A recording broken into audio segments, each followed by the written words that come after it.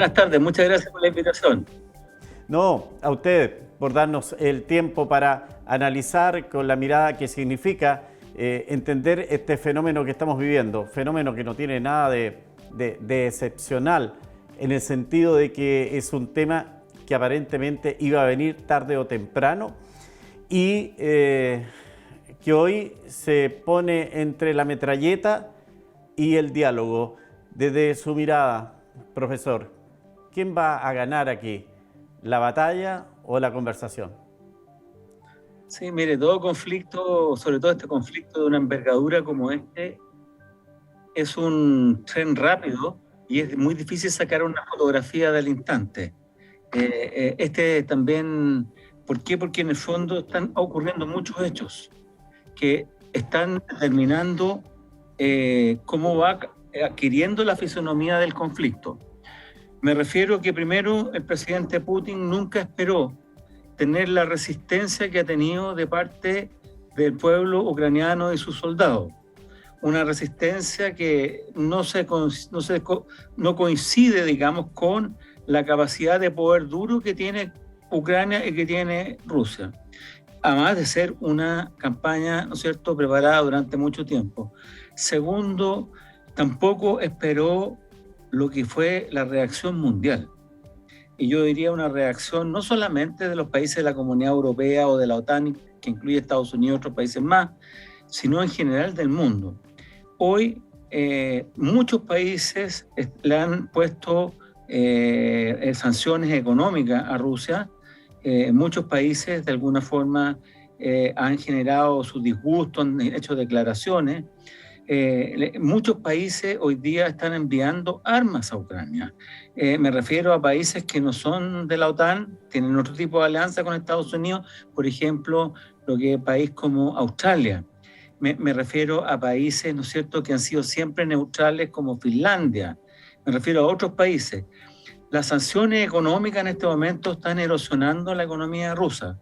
Estamos hablando, hoy día se le ha parado las plata de más de 630.000 millones de euros. Es una barbaridad de plata. Los bancos, hay colas largas para sacar plata. El rublo, que es la moneda oficial rusa, ha decaído en un 30% con el dólar. La bolsa rusa ha decaído sus acciones en un 30%. Entonces, de alguna forma, hoy día está encontrando un nivel de límites que no lo previó el presidente Putin.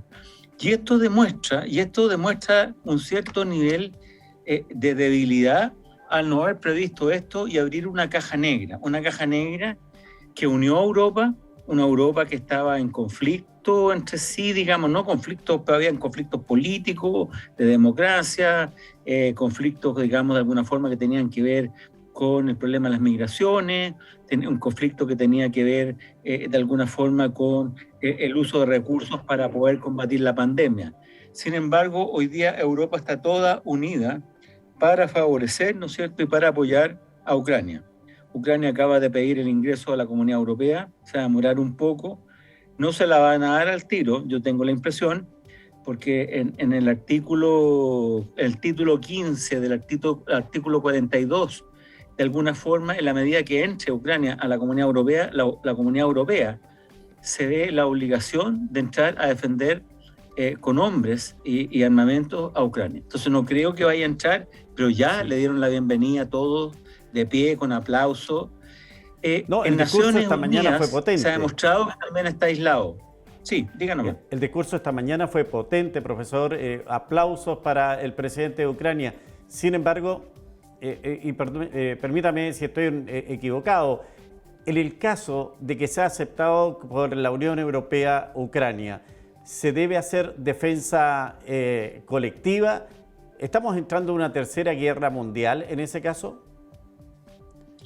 Mira, lo que dice el título quinto del artículo 42, que es el artículo de la Comunidad Europea, dice, entre otras cosas, lo que es la política común de seguridad y defensa forma parte integrante de la política exterior y común.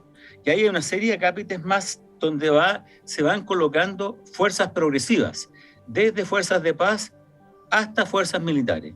Entonces es un tema que evalúan los ministros de Relaciones Exteriores o los representantes en ese momento y van de alguna forma avanzando. Pero quiero seguir un poco con la debilidad rusa, en el sentido, Rusia, Putin, antes de iniciar la ofensiva a Ucrania, de alguna forma pidió el beneplácito chino. Fue a Beijing, se juntó con Xi Jinping, y Xi Jinping incluso aplazó por los Juegos de Invierno ¿cómo se llama? La ofensiva. Sin embargo, incluso en ese sentido, Xi Jinping al principio dio un apoyo a Rusia, dio un apoyo verbal dentro del lenguaje chino que es muy subliminal, muy como cauto, prudente, busca la forma, hay que interpretarlo. Pero el canciller dijo que todo país tenía derecho a defender su seguridad, que era uno de los argumentos rusos. La portavoz de la Cancillería dijo que Estados Unidos estaba echando benzina y que no actuaba igual, o el mundo no actuaba igual cuando se trataba de conflictos como Irak o como Afganistán, lo que es razonable, es cierto, pero el problema hoy día no es ni Afganistán ni Irak, más allá que son problemas, siguen siendo un problema, no es el problema más urgente e inmediato. Sin embargo, tras esto, bueno, y de alguna forma China es un gran socio comercial. Sin embargo, tras esto, China empezó a guardar un cierto recato porque China necesita un mundo estable, pacífico y abierto.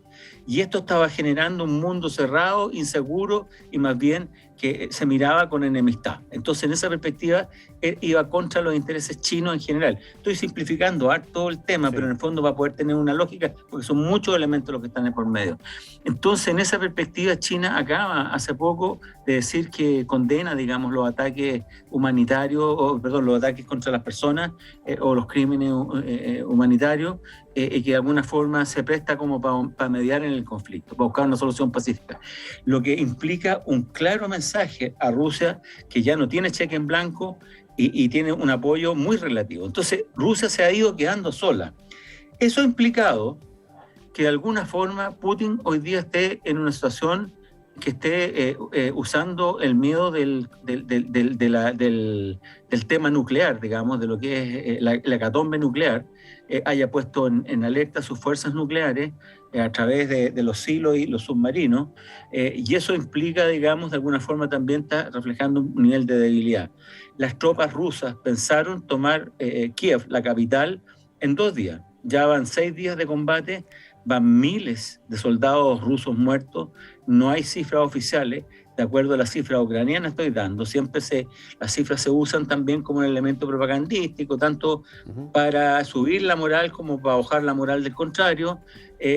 Hablan de alrededor de 5.000 soldados rusos muertos, y artillería ya han mostrado en la televisión internacional, algunos corresponsales han mostrado carros de última generación rusos y algunos tanques destruidos en una carretera.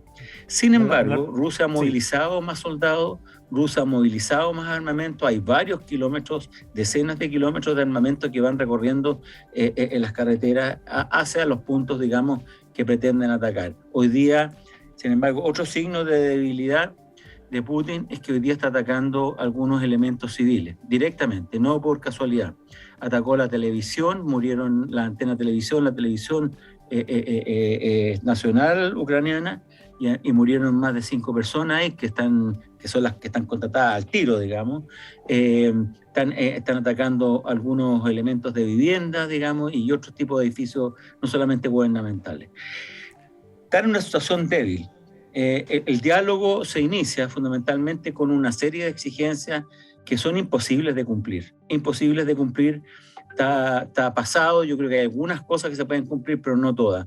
O sea, pide, entre otras cosas, Putin para distender la situación, no retirar sus tropas, porque tampoco ha ofrecido retirar las tropas, sino no seguir avanzando y no escalar y no disparar. Ha exigido la desmilitarización de Ucrania, ha pedido la desnazificación de Ucrania, lo que es una cosa bastante irrisoria, para decir la verdad. Ha pedido el que caiga el gobierno del presidente Zelensky, ha pedido que no se le ayude con ayuda militar a Ucrania, ha pedido que en el fondo se retiren los misiles que están de alcance intermedio en Polonia, que son parte de Polonia, los ex países del este, uno de los países del este hoy día es parte de la OTAN. Ha pedido en el fondo que se reconozca a Crimea como rusa, cuando en el fondo Crimea fue anexada se hizo un plebiscito, es cierto, pero bajo ocupación rusa, bajo después que Rusia se lo tomó a la fuerza, digamos. Entonces, sí, hay una situación hoy día que en el fondo es bien delicada y es bien difícil de predecir. Lo que decía un poco es la foto nítida está muy difícil. Eso, en un minuto. En este panorama, usted me lo dice, es difícil entender cuál podría ser el mañana de este conflicto, porque también uno va mostrando que el poderío que Rusia tenía al comienzo, se ha ido debilitando. El efecto de que la gente de Ucrania le diga no mates a tu hermano, estás matando rusos, parece que ha dado efecto en la moral del soldado ruso, ¿o no? Sí, ha dado efecto, es decir, la moral del soldado ruso es una moral que no está tan firme como la de los soldados ucranianos. Los soldados ucranianos están muy firmes en su concepto nacional y en la defensa de su espacio de soberanía.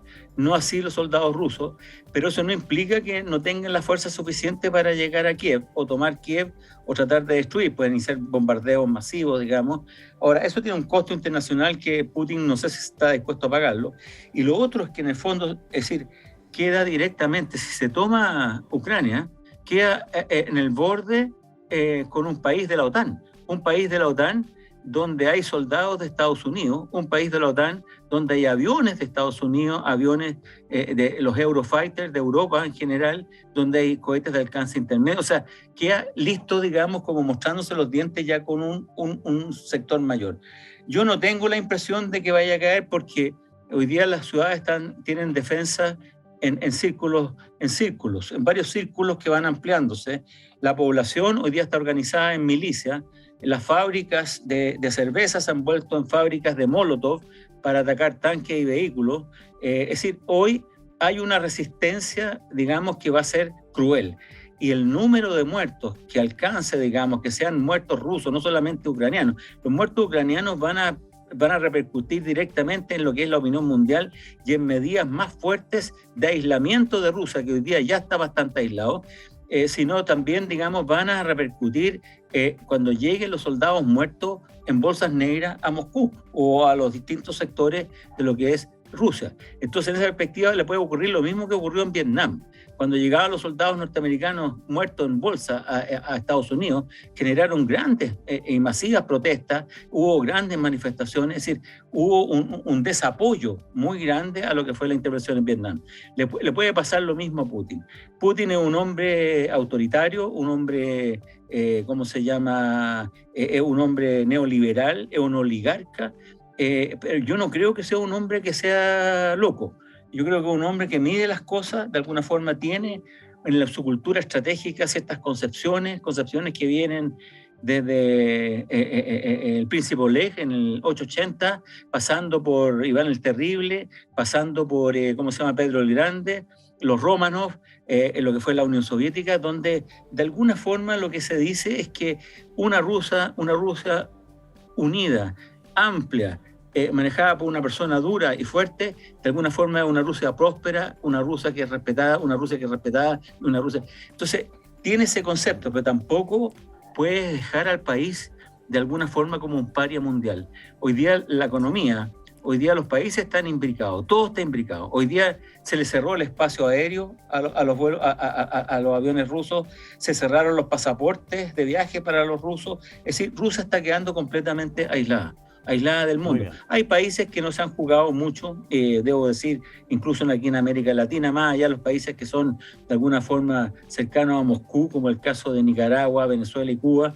No, me estoy refiriendo a otros países como el caso de México, Argentina y Brasil, tienen intereses, digamos, con México, con Rusia, que no están dispuestos a jugarse por un tema que hoy día se les va a pasar también la cuenta en un momento determinado.